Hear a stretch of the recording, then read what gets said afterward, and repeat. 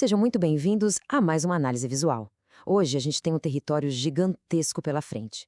Vamos usar nosso quadro branco para desenhar de um jeito bem claro a complexa teia da geopolítica africana.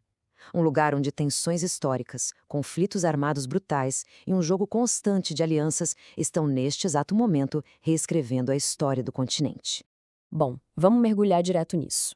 A grande pergunta que guia a nossa exploração de hoje é exatamente esta que está no centro do quadro: o que realmente alimenta as disputas geopolíticas de hoje em dia na África? Raramente a gente está falando só de uma briga por onde passa uma fronteira, sabe? É como se fosse uma engrenagem super complexa. A gente junta pesados legados coloniais, uma extração absurda de riquezas naturais e joga aí no meio os interesses de potências estrangeiras. É literalmente um barril de pólvora.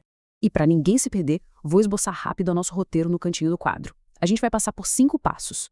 1. O tabuleiro de conflitos africanos. 2. Legados sombrios e diamantes. 3. As guerras civis no Sudão e Etiópia. 4. As tensões na região do Sahel. E, para fechar, 5. A nova confederação do Sahel. Certo, começando pelo nosso ponto número 1, o tabuleiro de conflitos africanos. Olha só que interessante o que a gente tem aqui. Para entender a configuração atual de forças, a gente precisa olhar para as rachaduras que as antigas administrações coloniais deixaram. A miséria e a pobreza extrema são frequentemente usadas por combustível por alguns grupos. O Boko Haram, que atua com muita força ali no norte da Nigéria, é um baita exemplo disso. Na língua Hausa, esse nome significa algo como a educação ocidental é pecaminosa. Mohamed Yusuf, que foi um dos fundadores, montou esse grupo extremista islâmico, atraindo seguidores com uma premissa muito clara, a de que toda a pobreza e desigualdade do país são uma consequência direta dos valores ocidentais que os colonizadores britânicos deixaram. É um sentimento anticolonial que acabou ganhando contornos radicais. Avançando, vamos ver como isso tudo se conecta com o nosso ponto número 2, legado a sombrios e diamantes. Infelizmente, não é só de extremismo ideológico que a gente está falando. Existem raízes de conflitos cravadas em divisões étnicas que foram criadas de propósito. A história de Ruanda tem dimensões indescritíveis. Acompanhem essa linha do tempo. Em abril de 94, com a derrubada do avião do presidente Habyarimana, o país enfrentou uma explosão de violência simplesmente assustadora. Acontece que a antiga administração colonial belga tinha intensificado muito a divisão entre a maioria Hutu e a minoria Tutsi, dando vários privilégios históricos para a minoria.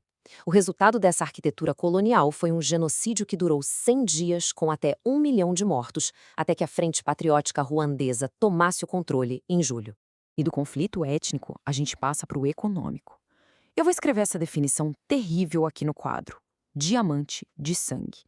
Entre 91 e 2002, Serra Leoa foi despedaçada por uma guerra civil patrocinada, não por ideologia, mas por pura extração de pedras preciosas.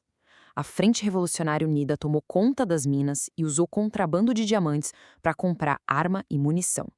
O grau de violência, que envolveu até amputações de civis e o recrutamento de criança-soldado, foi tão extremo que a comunidade internacional precisou intervir, criando o processo Kimberley, para tentar barrar a entrada dessas gemas no mercado oficial. Agora, mudando o foco do nosso mapa para o chifre da África, chegamos ao ponto número 3, guerras civis no Sudão e na Etiópia. Vamos traçar essa nova linha do tempo. Lá na Etiópia, a Frente de Libertação do Povo do Tigré, a famosa TPLF, dominou a política do país por umas 3 décadas. Só que em setembro de 2020, eles resolveram fazer eleições regionais próprias, desafiando a autoridade federal. Isso provocou uma resposta militar massiva do primeiro-ministro Abiy Ahmed.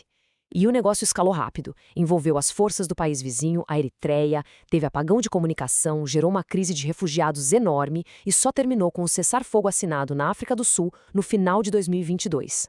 E olha como as coisas são dinâmicas. Enquanto o Tigré tentava buscar a paz, o vizinho Sudão entrou em colapso total. Aqui a gente tem 2 potências militares que, pasmem, deram um golpe de Estado juntas em 2021. De um lado, as Forças Armadas do Sudão, que é o exército oficial, liderado pelo general Al-Burhan.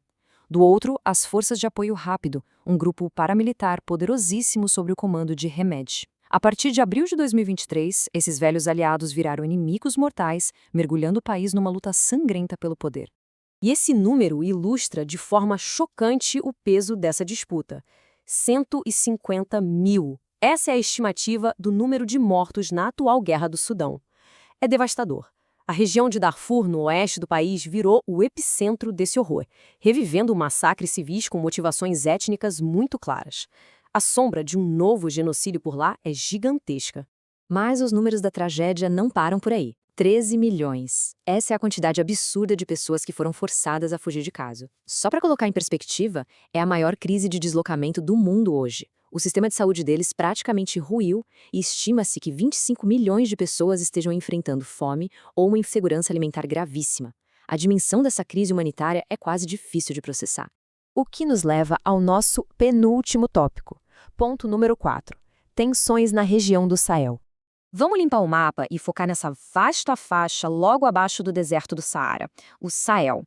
Os estados aqui são muito frágeis e a região foi atropelada por uma febre do ouro completamente fora de controle.